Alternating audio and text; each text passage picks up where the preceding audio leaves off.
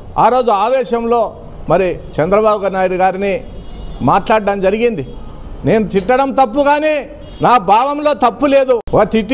తిట్టినందుకే నేను దుర్మార్గునైతే 100 మందిని చంపించినాడు నీ భర్త దేవుడా? సునీతమ్మ, నీ పార్టీని చెప్పమను. 100 మందిని చంపించిన నీ భర్త దేవుడా? నేను తిట్టినందుకే దుర్మార్గుని అంటున్నారే, 100 మందిని చంపించినారే, మరి నీ భర్త దేవుడా? మా నియోజకవర్గంలో పేరూరు డ్యాముకు నీళ్లు తెచ్చినాం.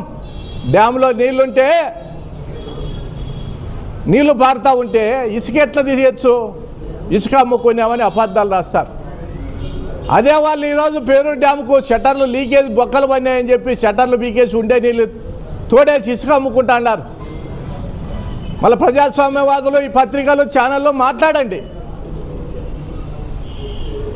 మరి అదే ఆ రోజు మట్టి తోలుకుండే సమస్యకే ఈరోజు వాళ్ళ కంపెనీని మళ్ళీ కొనసాగిస్తూ ఉంటారు. అమిగోస్ అనే కంపెనీని ఈరోజు మరీ తెలుగుదేశం పార్టీ కొనసాగిస్తుంది. మరి ఆ రోజు అమిగోస్ కంపెనీ దోపిడీ చేస్తుందని చెప్పినారు.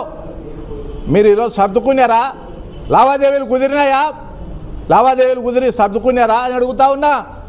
మళ్ళీ ఆ రోజు అమిగోస్ తప్పు చేసి ఉంటే మీరు రుజువు చేయాలి కదా.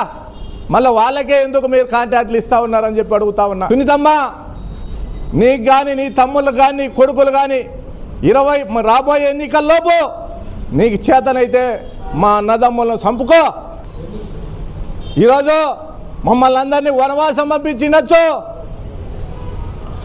రావణాసురులు, రాక్షసులు మీరు 100 మంది కావచ్చు, మేము వనవాసం పోయిండొచ్చు, మా ఇబ్బందులు పెట్టిండొచ్చు. రాబోయే రోజుల్లో విజయం ధర్మందే, న్యాయందే అని చెప్పి చెప్తా ఉన్నా. తప్పకుండా